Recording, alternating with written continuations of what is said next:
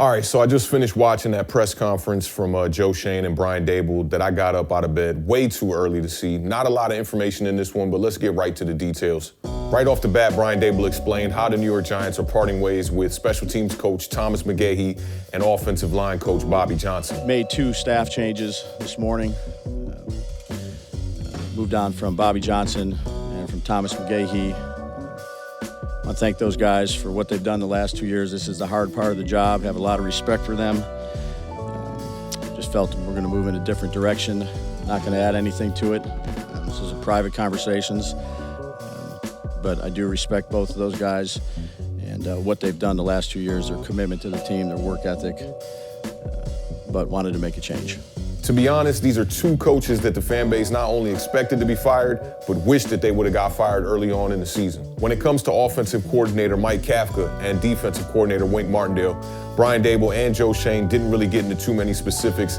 They doubled and tripled down, saying that the expectation is that both of those coaches would be back, but they did say that they didn't really get a chance to talk to them about their job status yet. Well, my expectation is Wink and Kafka will both be back. So those are 2 of the changes we made this morning.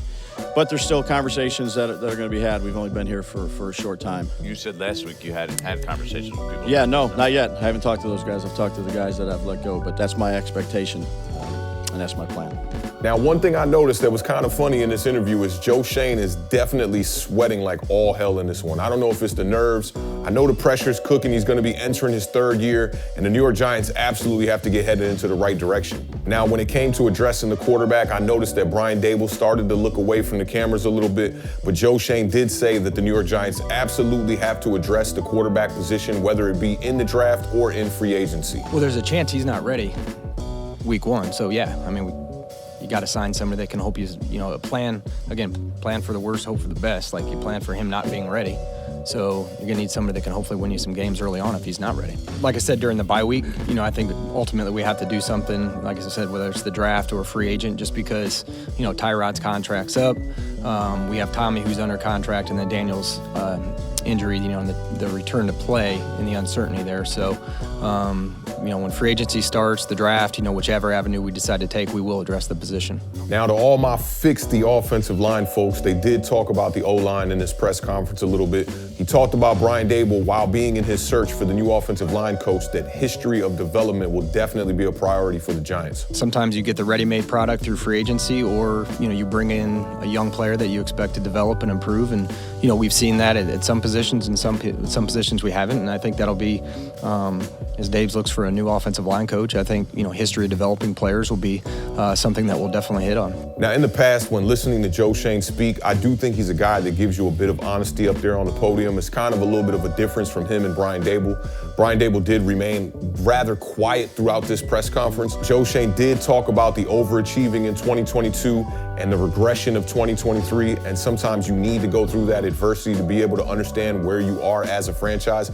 He even mentioned the word rose-colored glasses, which kind of lets you know that the New York Giants might have overlooked some of the key positions that they needed to address entering the 2023 season with the success that they had the previous year before. Part of the reflection of the job that he did is we went through adversity, and sometimes you have to go through it. We're still in year 2, so things were pretty good year 1. We started fast, had a playoff win, and maybe you didn't see where all the issues were, whether it was in the building, on the team, and the coaching staff, whatever it may have been. So going through it, I think it sucked, but, it also opened our eyes to some things that maybe need to change, or we need to get better, or we need to change a process.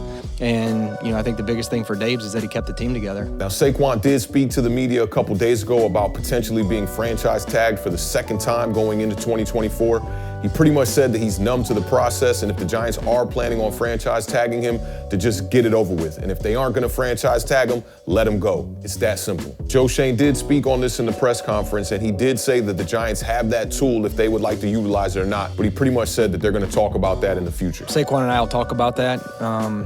That's a tool we have at our disposal. It wasn't, when we redid his deal before he came to camp, that wasn't taken out of that deal. It wasn't a, hey, we'll do this, but no franchise tag. So that's an option we have on the table. We'll have those conversations. I'm not saying we will or we won't. A lot of those conversations will be had, over the next month or so. Now, when it comes to tight end Darren Waller, Joe Schoen said that if he had to redo the process again, he would do it 10 times out of 10. Darren Waller came into the season known as an injury-prone type of player, and that's exactly what he had to deal with this year. He did finish the year with over 500 yards, but only 1 touchdown on the entire season. I'm pretty sure that the New York Giants expected a bit more out of Waller this season. So we really didn't get that much out of that press conference this morning. Got up a little bit early, I'd say, for kind of nothing there, but I think as time passes by, we'll learn a little bit more about the direction of the New York Giants from now and until April when the draft gets here. But it's definitely some exciting times for us here. I think there's going to be a big change here in New York. We'll see how things pan out. I'll be dropping content throughout the whole entire process. Appreciate y'all rocking with me today. Y'all know what it is, man. Keep raising that bar. Keep living those dreams, y'all. Peace.